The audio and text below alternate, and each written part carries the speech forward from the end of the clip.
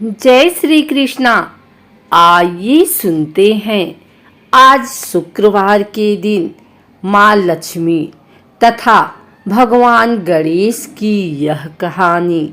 हिंदू धर्म में भगवान गणेश को प्रथम पूज्य देव के रूप में जाना जाता है।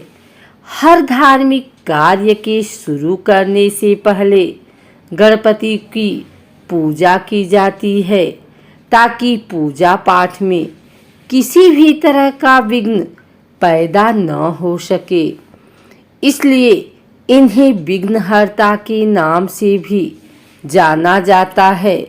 भगवान गणेश के जन्म के बारे में तो सब जानते ही हैं और ये बात भी सब जानते हैं कि भगवान गणेश की माता पिता पार्वती और भोलेनाथ थे।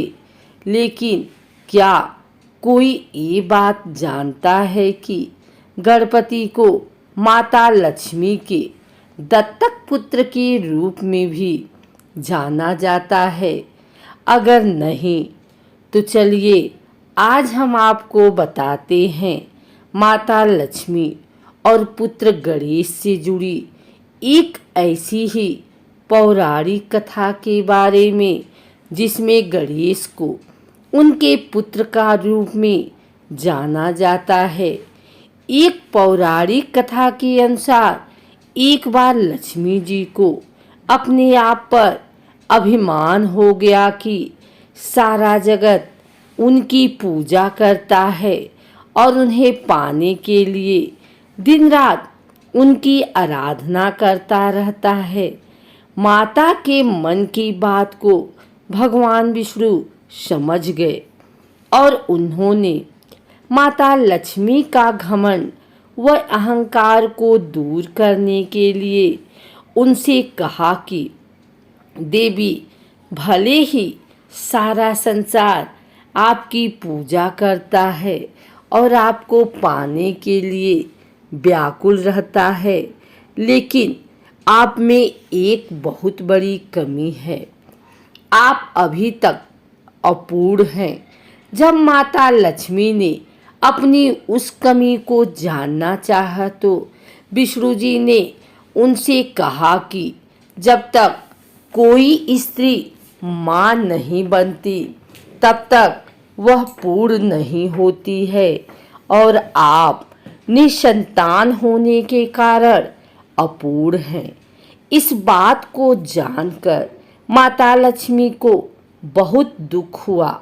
उन्होंने अपना दुख पार्वती को बताया और उनसे उनके 2 पुत्रों में से गणेश को उन्हें गोद देने को कहा। माता लक्ष्मी का दुख दूर करने के लिए पार्वती जी ने अपने पुत्र गणेश को उनकी गोद में दे दिया और तभी से भगवान गणेश माता लक्ष्मी के दत्तक पुत्र माने जाने लगे। पार्वती जी लक्ष्मी जी को अपना बेटा गोद देने की इच्छुक नहीं थी, परंतु लक्ष्मी ने उन्हें विश्वास दिलाया कि वह उनके बेटे की पूरी देखभाल करेंगी और उसे सब खुशियों से नवाजेंगी। लक्ष्मी जी की पीड़ा समझते हुए पार्वती जी ने उन्हें अपने पुत्र के रूप में गणेश जी को अपनाने दिया। लक्ष्मी जी खुश हो गई और कहा कि जो भी आराधक मेरे साथ गणेश का पूजन करेगा, मैं उसे अपनी सभी सिद्धियां और समृद्धि दूंगी। इसलिए तभी से धन के लिए लक्ष्मी की पूजा करने वालों को सबसे पहले गणेश जी की पूजा करनी चाहिए। जो लोग बिना गणेश जी की लक्ष्मी जी की पूजा करेंगे, उन्हें देवी की कृपा पूर्ण रूप से नहीं मिलती है, ऐसा माना जाता है। इसीलिए दीपावली पर हमेशा गणेश जी के साथ साथ लक्ष्मी जी की पूजा की जाती है। साथ ही यह भी माना जाता है कि बिना बुद्धि के धन पाने से धन का दुरुपयोग होगा। इसलिए सबसे पहले धन को सही तरीके से खर्च करने के लिए बुद्धि प्राप्त करनी चाहिए। बुद्धि प्राप्ति के लिए श्री गणेश जी की पूजा कर उनसे सद्बुद्धि के लिए प्रार्थना की जाती है और इसके पश्चात श्री लक्ष्मी जी का शास्त्र सम्मत विधि से पूजन करना चाहिए। लक्ष्मी गणेश की पूजा करके हम जीवन में ज्ञान, वृद्धि, बुद्धि, विवेक, स्वास्थ्य, धन और समृद्धि का आवाहन करते हैं।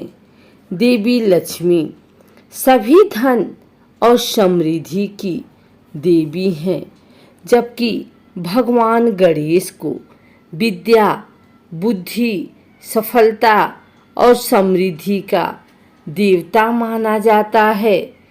वह हमें याद दिलाते हैं कि धन उपयोगी है और तभी मिलता है जब किसी के पास इसका उपयोग करने के लिए बुद्धि और ज्ञान हो। माँ लक्ष्मी को लाल रंग अति प्रिय होता है, इसलिए हर शुक्रवार को माता लक्ष्मी की पूजा के दौरान उन्हें लाल कपड़े और लाल फूल जरूर अर्पित करें। इससे माँ लक्ष्मी की कृपा होगी और घर धन से भर जाएगा। शुक्रवार को पूजा के दौरान माँ लक्ष्मी की प्रतिमा या फोटो के समक्ष घी का दीपक जरूर जलाएं। हर शुक्रवार को माँ को प्रसन्न करने के लिए नारियल जरूर चढ़ाएं। इस नारियल को तिजोरी में रखें। ऐसा करने से धन की कमी नहीं होती है। शुक्रवार के दिन किसी से ना तो उधार धन लें और ना ही उधार धन दें। मान्यता है कि ऐसा करने से धन वृद्धि में समस्याएं आती हैं। धार्मिक मान्यता है कि शुक्रवार के दिन किसी को भी चीनी नहीं देनी चाहिए। ऐसा करने से व्यक्ति की कुंडली में शुक्र ग्रह कमजोर होते हैं। शुक्र ग्रह के कमजोर होने से सुख सुविधाओं की भी कमी होती है और आर्थिक तंगी बनी रहती है। शुक्रवार के दिन किसी भी महिला व कन्या का अनादर भूल कर भी नहीं करना चाहिए। इस दिन किन्नरों का अपमान ना करें, अन्यथा उनके श्राप से घर में दरिद्रता आने की मान्यता है। हिंदू धर्म में कहा जाता है कि जहाँ जहाँ महिलाओं का सम्मान नहीं, वहाँ माँ लक्ष्मी का वास नहीं होता है। इसलिए हर महिला का सम्मान करें।